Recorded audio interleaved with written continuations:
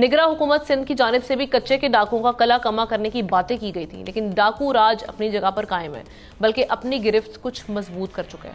حالیہ واقعے میں کند کوٹ کے قریب ڈاکو نے اللہ رکھیو نندوانی نامی اسکول ٹیچر کو شہید کر دیا۔ یہ ٹیچر ڈاکو کے خطرے کے باوجود اسکول جاتے تھے۔ خبروں کے مطابق صرف سندھ میں 2 ماہ کے دوران 200 سے زائد شہری اور تاجر کچے کے ڈاکوں کا شکار ہو چکے ہیں۔ افسوس کی بات یہ ہے کہ کچے کے ڈاکو صرف سندھ میں نہیں، اب پنجاب میں بھی خاصے متحرک دکھائی دے رہے ہیں۔ بس دونوں صوبوں کے ڈاکوؤں کا طریقہ واردات مختلف ہے۔ گزشتہ دنوں سستی گاڑی کا جھانسہ دے کر خیبر پختونخوا کے 2 نوجوانوں کو پنجاب میں اغوا کیا گیا، جنہیں 5 کروڑ تاوان کے بعد رہائی مل سکی۔ اب اس پر سوال یہ ہے کہ حکومت کو فی الفور ایسے کون سے اقدامات کرنے چاہیے کہ اس ایشو کو کنٹرول کیا جائے۔ یہ ڈاکو تو حکومتی ریٹ کو چیلنج کرتے ہوئے دکھائی دے رہے ہیں، کیونکہ ماضی میں بھی ہم نے دیکھا ہے کہ وقتی طور پر کچے کے ڈاکوں کے خلاف پولیس آپریشنز کیے جاتے ہیں، لیکن اس کے کچھ نتائج خاطر خواہ برآمد نہیں ہو رہے۔ لغاری صاحب، کس طرح سے کیا جائے گا اپنی کنٹرول معاملہ؟ دیکھیں، ایک بات بڑے پتے کی میں سامنے رکھنا چاہتا ہوں۔ پنجاب میں اس طرح کے آپریشن مارچ کے آخر میں اور اپریل کے آغاز میں ہوتے ہیں بالعموم۔ یہ خاص طور پر جو کچے کا علاقہ ہے، رحیم یار خان اور راجن پور ڈسٹرکٹ کے درمیان جو دریائے سندھ کے کنارے کے کچے کے علاقے یہاں پر ہوتا ہے، جہاں مزاری ٹرائب ہے اور اس طرف کو اور اس طرف بھی مزاری ٹرائب ہے، دونوں طرف ہے، اور بہت سے ٹرائبز ہیں، ان کے اندر بہت سے آئے ہوئے ہیں لوگ۔ تو یہ دہشت گرد، ان کو پتہ چلتا ہے فصلیں تیار ہو گئی ہیں، وہ پہنچتے ہیں، اور پاکستان کی جو لا انفورسنگ ادارے ہیں وہ پہنچتے ہیں، اور اصل جن لوگوں نے کاشت کیا ہوتا ہے وہ بیچارے بھاگ جاتے ہیں۔ اصل میں ایک بہت بڑی یہاں پر وہ ہوتی ہے کہ فصلیں اٹھانی ہوتی ہیں، اور فصلیں اٹھا لی جاتی ہیں، اور لوگوں کی محنت جو ہے سال بھر کی وہ اٹھا لی جاتی ہے، اور ان کو اس سے محروم کر دیا جاتا ہے۔ یہاں سندھ کے کچے کے علاقہ سب سے بڑا ٹارگٹ یہ ہے۔ سندھ کے کچے کے علاقے میں بھی اغوا برائے تاوان کی وارداتیں ہوتی ہیں۔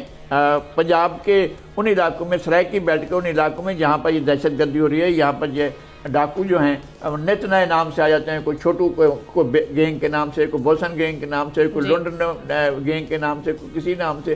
اسی طرح کے سندھ کے ڈاکو جو ہیں یہ سارے کے سارے کسی نہ کسی مافیا کے کنٹرول میں ہوتے ہیں، اور مافیا جو ہے وہ بہت سے اداروں سے مل کر اپنا ان کے ساتھ سہولت کاری کرنے کے بعد یہ سارا کنٹرول کرتی ہے، اور اس میں بہت سے لوگ جو ہیں پس پشت بھی ہوتے ہیں، سر آئینہ بھی ہوتے ہیں، اور اس طرح کی وارداتیں ہو رہی ہیں۔ اگر حکومت کچھ کر سکتی ہے، 2 صورتیں ہیں کہ حکومت یا تو سرنڈر کرے، ان کے آگے گھٹنے ٹیکے اور اپنی ناکامی کا اعلان کرے، اور لوگوں سے کہے کہ جناب اپنی حفاظت خود کرو، ہم جا رہے ہیں۔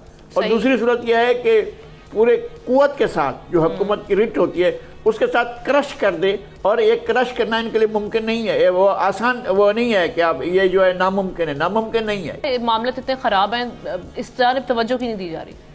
آپ کا جواب دینے سے پہلے ایک چھوٹی سی بات ضرور اپنے لیول پر تصحیح کرنا چاہتا ہوں کہ دیکھیں، سسٹم امریکہ میں بھی ہے، سسٹم پاکستان میں بھی ہے۔ پاکستان میں جو سسٹم ہے نا، وہ ہے قانون موجود ہے، ادارے سیکیورٹی کے موجود ہیں، انویسٹیگیٹو ادارے موجود ہیں، عدالتیں موجود ہیں، یہ سسٹم کہلاتا ہے۔ یہ یہاں پہ بھی ہیں، وہاں پہ بھی ہیں، ہاں عمل درآمد نہیں ہوتا۔ اب میں آتا ہوں آپ کے ڈاکو۔ سندھ اور پنجاب اور بلوچستان کے جو سرحدی علاقہ ہے اس پہ گزشتہ 40 سال سے حکمرانی ہے ڈاکوؤں کی، اور یہ ڈاکو کرتے کیا ہیں؟ یہ ان کی پناہ گاہیں ہیں، یہ وہاں پہ چوری، ڈکیتی، اسمگلنگ، کڈنیپنگ، گاڑیوں کے سنیچنگ، سب کچھ کرتے ہیں۔ اچھا، اب مسئلہ یہ ہے کہ ان ڈاکوؤں کے اوپر آپ ہاتھ کیوں نہیں ڈالتے؟ اس لیے نہیں ڈالتے کہ ان ڈاکوؤں کی سرپرستی بڑے ڈاکو کرتے ہیں، کچے کے ڈاکوؤں کی سرپرستی پکے کے ڈاکو کرتے ہیں۔ بڑے وڈیرے، جاگیردار، مافیا، سرمایہ دار ان کو پالتے ہیں، ان کے ذریعے کام کرتے ہیں۔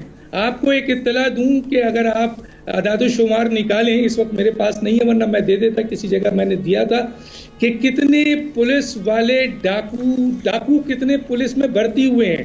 اب آپ ایک بات بتائیں کہ کیا ایک ایس ایچ او جو 10 کروڑ میں 8 کروڑ میں کسی جگہ اپوائنٹ ہوتا ہے، وہ یہ ڈکیتی ختم کر دے گا، یہ رنسم، یہ سنیچنگ، یہ چیزیں ختم کر دے گا؟ اس کو پہلے 10 کروڑ کمانا ہے 6 مہینے کے اندر، پھر 10 کروڑ اس نے اوپر کمانا ہے، پھر اوپر والوں کو دینا ہے۔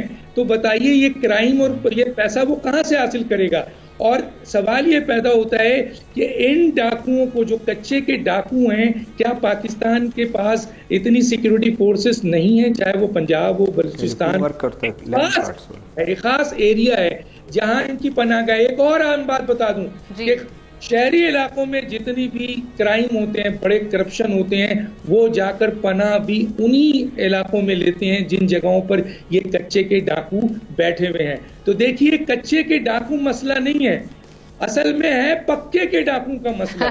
تو انتظامیہ میں موجود جو مافیاز میں ہیں، جو اسٹیبلشمنٹ میں، ان کے معاملات کیسے چلیں گے؟